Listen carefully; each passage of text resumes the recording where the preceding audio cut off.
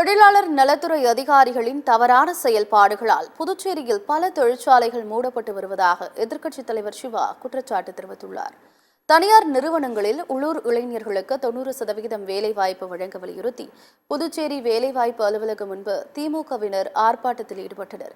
குறைந்தபட்ச ஊதிய சட்டம் அமலுக்கு வந்தும் ஊதிய நிர்ணயம் செய்து அதை நடைமுறைப்படுத்தாததை கண்டித்தும் திமுகவினர் கண்டன கோஷங்களை எழுப்பினர். இது தொடர்பாக செய்தியாளர் சந்திப்பில் பேசிய எதிர்க்கட்சித் தலைவர் சிவா, தொழில்துறை அதிகாரிகள் முறையாக பணிபுரியாததால் தொழிலாளர்கள் பாதிக்கப்பட்டு வருவதாக கூறினார்.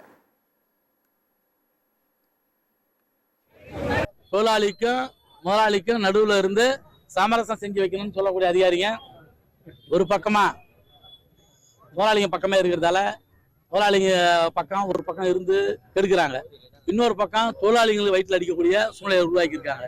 இதெல்லாம் கண்டிச்சு தான் நீங்க இந்த போராட்டம்